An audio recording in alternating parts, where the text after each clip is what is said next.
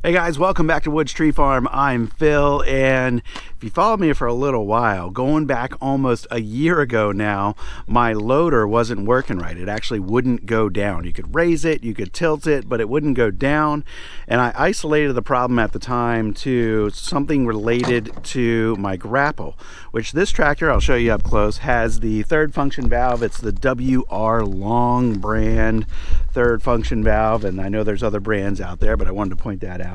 And it's mounted right here on the side on the loader, and this is the bulk of the controls, and then there's a wire that goes down, and there's an inline fuse in that wire. And go back 9-10 months ago when I was having this problem and I isolated it to be related to this, pulling the fuse out of the third function made everything work properly.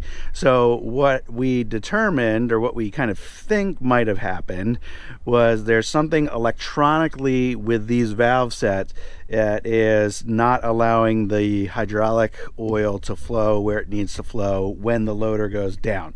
So that could mean a valve's being held open or closed. I'm not going to pretend like I really know what's happening here, but someone had commented a number of months ago now, and I'm just following up on it, that it might be one of the solenoids. I didn't even know what the solenoid was, but I got online. WR Long on their website has a full catalog of parts available. I found the solenoids, and there's actually two of them. There's one right here, and there's one right here. So we're going to start replacing these. I bought two. I might only need one. And we'll see if we can get this thing working again. This is what a new solenoid looks like. I ordered two of these. They were like $83, $84 a piece. With shipping, it was a little over $170 to get them both to me. I figured this is worth it to me to try this out, and if this doesn't repair it, I'll have to take it to a real mechanic. But if it does repair it, this little DIY job, certainly cheaper than a trip to the mechanic. So let's see if we can get this thing working. So both sides just have a little cap on it that you can loosen up, and it threads off. And I think that's all that holds it on. There's some little spaces right here where the solenoid meets the housing, and you can actually see it on a new one. See if this shows up. But it's just the size of a flat screwdriver. So I think if we put this in there and wedge it off, that's how that'll come off.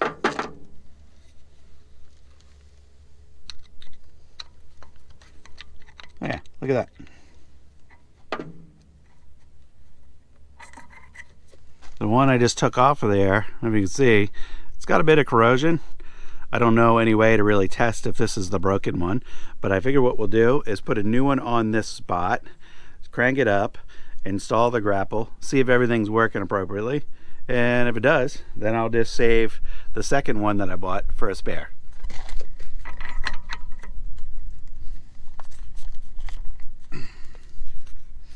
That went on pretty easy.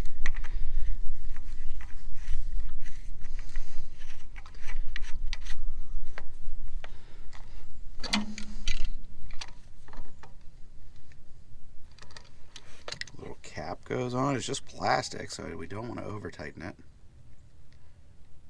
I think we'll just do that.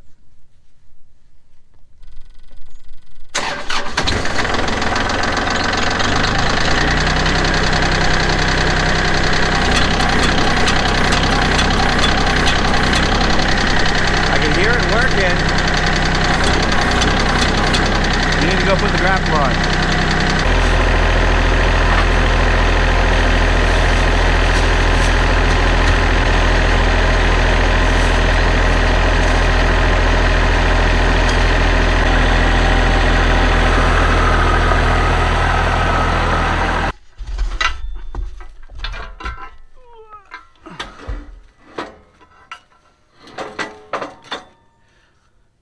So this is my grapple, and this is part of the Artilian modular system. I did videos on this a couple years ago when they first sent it to me, and it has worked really well up until the point where the third function valve quit working right. And the only thing that I need to get serviced on this at this point is there were some bushings on these pivots that have completely worn out or broken and have fallen out, and I need to replace the bushing. So in absence of that, the pivots have a lot of play, but I'm going to keep using it anyway. all we really want to do today, I mean, I got stuff I want to do with the Grapple, but I want to install this, make sure it works, and then, you know, actually use it again, because I haven't used it in almost a year. So you line this up so that these holes line up with these little cutouts here, and then these little keys get inserted into the hole and then get turned like so, and that's what locks it in place. It's pretty neat.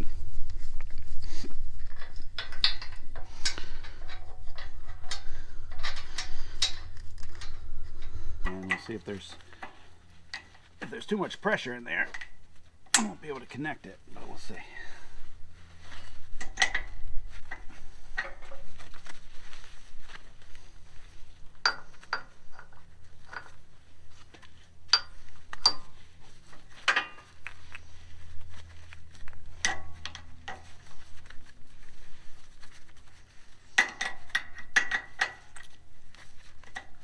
Oh yeah, there we go. Let's see if it works.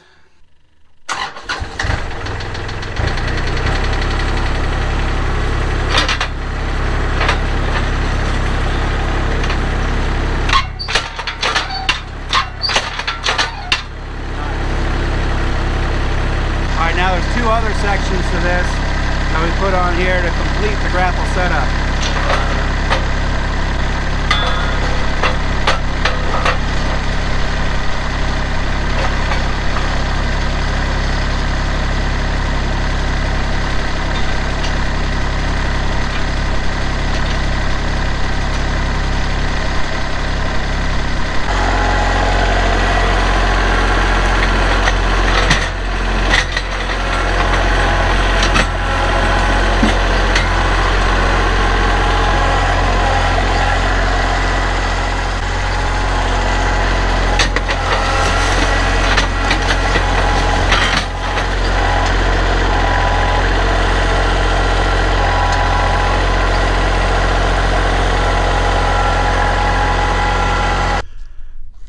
It works.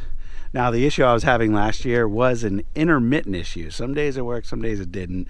So I'm going to do some brush work here today. I actually want to start a little burn pile over there. It's not windy, everything's pretty wet out here, and I'm going to be out here for about 4 or 5 hours. So perfect amount of time just to have a nice little brush fire over there. And while I'm waiting for that to burn down, I can also cut up some firewood here with these logs I got laying around. So always plenty to do. But the Grapple makes quick work of just general property cleanup, moving brush and debris, raking up some of the leaves, raking up roots from down trees, all of that kind of stuff.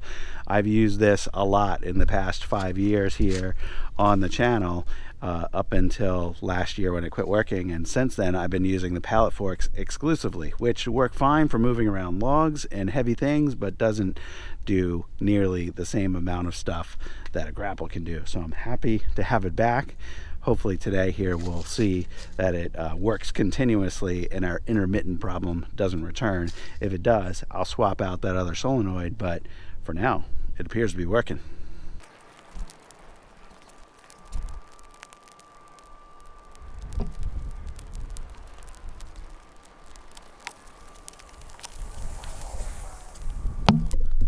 I found over the years the best way to start a brush pile and keep it a manageable size is just start with a little fire, and I'll slowly add some bigger and bigger things on there, and once it's well established at a small size, I can start putting grapples full of material on there and just let it slowly burn down. I used to make huge piles and then come out here and light them, and I found they would often burn and smolder for 4, 5, 6 days, and I don't necessarily want that all the time, especially don't want that right now. And I'm just going to keep this a controlled size just so that it can burn for a couple hours while I'm here this afternoon. I'll be able to spread out its coals, maybe even cover it up with dirt, and then go about my business and not have to worry about this being a problem for anyone.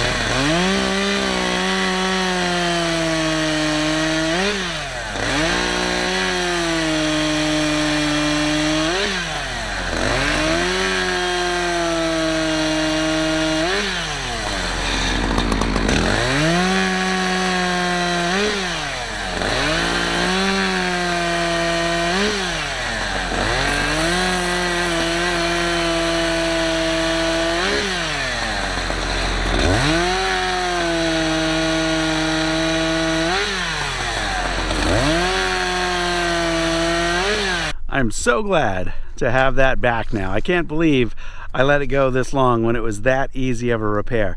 I've used this for about an hour and a half, almost 2 hours now, and the intermittent issue that I had experienced before has not returned. If it does at a future date, I'll let you guys know, and we'll try to figure out what the issue is. But for now, at least, it seems like that solenoid was the issue on this one. I don't know if that's a common thing or not, but there was at least one other person who commented that on my video a while back. And if you're interested and you want to go back and see how it was behaving before, I'll put a link to that old video down in this video's description. It was a while ago, so if you just try to scroll back in our history, it'll take you a little while to get back to it. But I'm going to wrap it up for us today, guys. Thanks for watching. I appreciate you. I'll see you on the next video. Bye-bye.